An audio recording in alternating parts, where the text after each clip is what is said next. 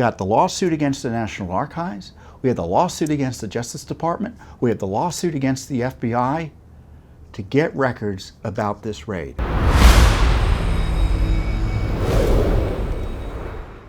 First up, though, is the new Freedom of Information Act lawsuits that Judicial Watch filed on the Biden raid on Trump's home.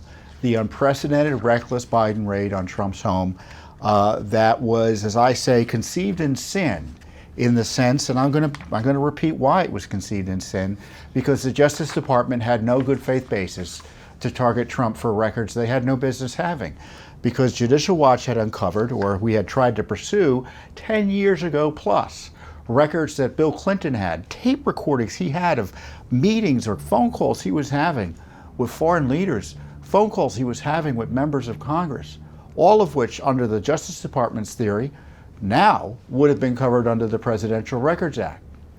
So when we sued, advocating just that point of view, the Justice Department told us no. If the president had those records after he left the presidency, they were presumptively personal. And the court ruled to that effect as well, suggesting that the archives had no business asking or trying to get any records that a president had delineated or kept on his own after the presidency. So there was no authority to even demand the records, according to this court analysis, not only the Clinton records case, but looking at major appellate and Supreme Court decisions that guided the decision-making there. And so when the Justice Department and the archives started harassing Trump over these records and started, well, obviously they raided his home looking for so-called classified information. There was no basis for that because the information necessarily was personal, necessarily was unclassified. And Judicial Watch has been in the forefront of highlighting that. You know, we're sensitive about that issue. You know why? Because we lost. We made the arguments the Justice Department is making today, and they told us we were wrong. And all of a sudden they changed their minds, did a 180. Why? Because it's Trump. So it's that type of lawlessness and double standards. Bill Clinton's protected while Trump is targeted. Just remember that. Bill Clinton has been protected when it comes to presidential records while Trump has been targeted. And there's been other news about Barack Obama and records that he may or may not have had that were not in the custody and control of the presidential archives, the National Archives. Evidently, he had records in a warehouse. The communications I saw indicate. Now, of course, the National Archives is coming out with statements saying, oh no, they were always in our custody and control. Well, the records don't suggest that or seem to contradict that. So there's a lot of debate about why it is they treat Trump one way while treating Bill Clinton in the least. We know for sure another way, and we're still looking at how they were treating Barack Obama. So what Judicial Watch has been doing, obviously, is educating the American people about this issue. We began doing it in February when this issue first popped up. The media started going after us, trying to, quote, fact check our analysis, which was hilarious because Judicial Watch is the nation's leading expert on federal records issues. We've been litigating those issues for nearly 30 years. And then the raid happens, and they really go crazy because the media starts putting out news stories suggesting that I had been advising Trump one way or another on this records issue. And as I told you last week, I'm not confirming or denying who I'm talking to or whether or not I've been providing advice to President Trump or telling him what I thought. It's none of their business, and frankly, it's none of your business, with all due respect. So the media's gone crazy. But the reality, and of course, what the response is to focus on how I look rather than the arguments I'm making as it relates to the prior policy precedent and law related to the handling of records. And Judicial Watch, once the raid happened, we knew it was corrupt because, again, it was a complete 180 from prior Justice Department positions on the status of records in the custody of a former president. And we sought more information about the raid. We took the lead and successfully unsealed the affidavit, which showed that the raid was based on weak tea and based on, it looks like, a dishonest presentation of the law to the magistrate judge who signed off on it. And then shortly after the raid, after we successfully obtained more information or forced the release of information about the raid, we sued the National Archives, which has been hiding records about issues tied to the raid.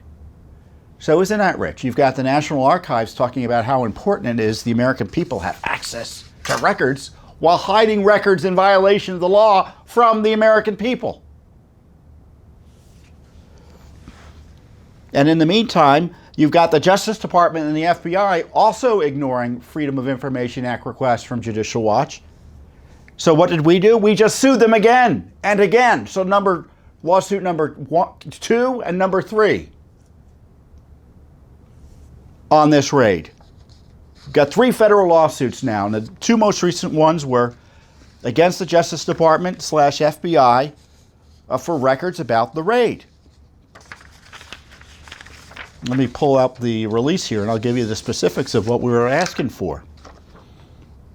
We asked for these records back in August, so they've had more than enough time to respond. You know, technically the government has, not technically, under law the government has 20 days to acknowledge or respond somehow to your FOIA request. And sometimes they can give themselves an extra 10 days administratively to respond, so more or less a month. And if they don't respond, you can sue. But we know the government's slow, and we don't sue, usually we don't sue immediately upon the 20 or 30-day deadline, because sometimes we might get records shortly thereafter, and no use wasting court resources if it's just going to be processed and, you know, just waiting a few days will get us the information. But we have significant experience in figuring out when we're being ignored and when only a lawsuit is going to get information, and that's the case here. That's why we sued the Justice Department and the FBI for really basic, simple sets of records. The first set was all records or meetings or phone calls between the FBI Director Wray, his Deputy Director, his Associate Deputy Director, and other folks pertaining to the search warrant. Also included are communications between the FBI and the Executive Office of the President. So they're hiding any records they have. They're refusing to tell us even whether they have records about communications between the FBI and the Executive Office of the President, the Biden White House, about this raid. And also we want records between the FBI and the Secret Service about this raid, because as you may recall, the Secret Service helped enable this attack on the President's civil liberties with this illicit raid. So the FBI is hiding all those records. And similarly, the Justice Department is also hiding records. We sought all records documenting the application, the authorization, and communications related to the execution of the search warrant at the residence of former President Trump. So we want records about the raid. What's so hard about giving us records about the raid? And in our experience, if they don't want to give basic information about something that is of significant public interest, that the Justice Department and Attorney General Garland has already admitted, something that's of significant public interest, never before in the history of the United States, as the Justice Department or any federal law enforcement authority raided the home of a former president. And certainly not a raid on the flimsy pretext of a document dispute. Who are they kidding? No wonder they don't want to give us any documents. So we've got the lawsuit against the National Archives, we have the lawsuit against the Justice Department, we have the lawsuit against the FBI to get records about this raid. And obviously, maybe it's not obvious if you don't know about Judicial Watch, but if you know about Judicial Watch, it is obvious. This is just the beginning. Because we have other FOIA requests you can be sure we'll be pursuing in court when the need arises. Thanks for watching. Don't forget to hit that subscribe button and like our video down below.